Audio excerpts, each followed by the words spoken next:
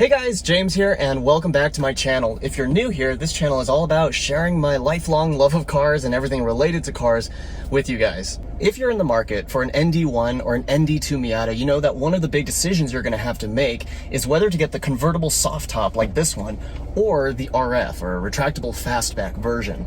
So in this video, we'll talk about the pros or the advantages of each of those types of top for the Miata, and then I'll let you guys know why I personally chose the convertible soft top for my own car. So be sure to watch till the end. All right, let's talk about the advantages of the convertible soft top. And the first advantage has to be the fact that when you open the convertible top, you have almost no obstructions around you. It feels almost like a 360-degree view of what's going on. And I love that. That's the open feel that I'm really looking for in a convertible in a car like this. The second advantage of the soft top is that when you put the top down, you actually get a lot less wind buffeting than you do with the RF.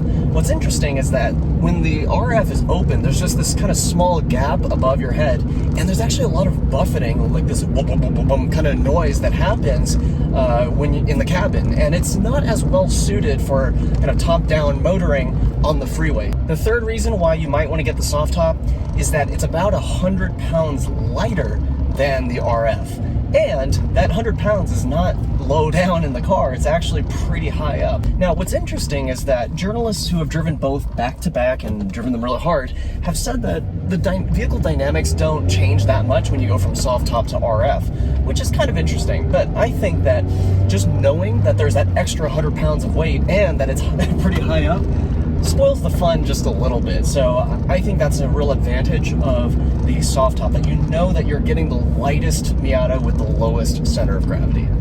And finally, here's one more thing to consider. For the first few years that the ND Miata was on the market, there were actually no aftermarket roll bars that were compatible with the RF. So if you wanted to take your ND Miata to the track and you were going with groups that required, something more substantial than the factory roll hoops, then you had to go soft top. Now that has changed. I have seen at least one aftermarket roll bar that is compatible with the RF. However, the soft top still has more selection of roll bars. So, depending on which aftermarket roll bar you want and whether you need one for your use of the ND Miata, you might want to go soft top for that reason. All right, now let's talk about the RF and why you might want to get the RF. The first and most obvious reason is that the RF is going to be more well insulated in terms of temperature and in terms of sound compared to the soft top. On top of that, the RF is way easier to clean. With this rag top, it's really annoying. I get like little spots from like trees, like dripping junk onto my car if I park it outside for a day. And it's really hard to actually clean that off versus the RF where it's just a painted metal surface. Then yeah, obviously you can clean that off just like any other panel on the car. So it's a lot easier to keep the RF clean. The RF is also going to last a lot longer if you have to park your Miata outside. The RF top is going to be more resistant to UV and rain and temperature fluctuations and all that stuff. Depending on your parking situation, that might be a huge advantage. And finally, I think the RF looks a lot more exotic.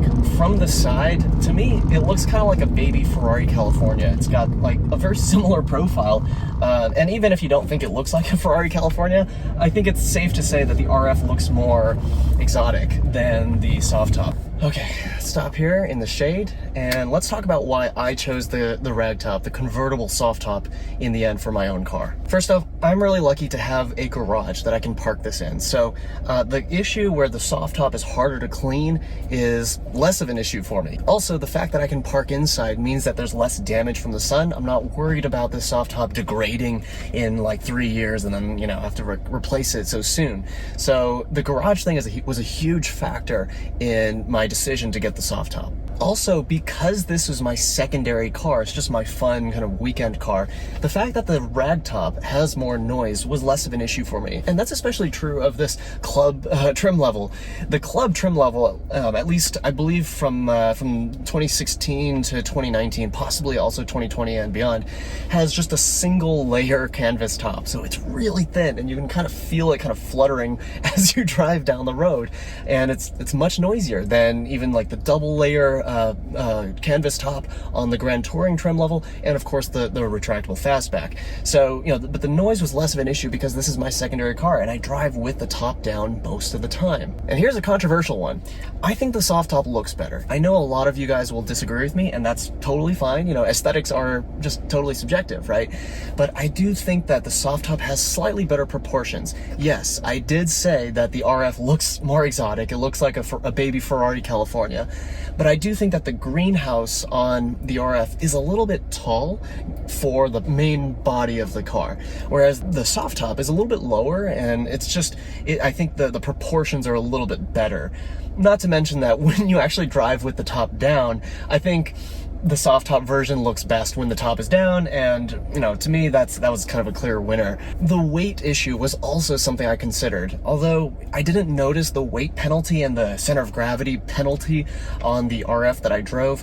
I think it would have bothered me just to know that there's that extra 100 pounds. It's almost like another small person next to me all the time in the car, and the fact that that weight is kind of high up in the car, I think that would have just stuck. It's like a little splinter in the back of my mind, you know, that would always bother me as I'm driving the Miata. So the fact that this is the lightest version with the lowest center of gravity, I think that was really important to me as well. All right, so I know that's a lot of reasons, and there's just one more big reason why I chose the soft top, and that is cost, right? So I'm not made of money, and most of us are not, right? And so the fact that the RF costs almost $3,000 more than the equivalent soft top is actually quite significant. For me, I preferred the soft top, and it happened to be the cheaper version, so it was an easy decision, and I went with the soft top, and I'm absolutely thrilled that I did. Thank you so much for watching until the end of this video. I hope this was helpful in helping you decide whether the soft top or the RF is the right ND for you. Either way, you can't go wrong. These are super fun cars.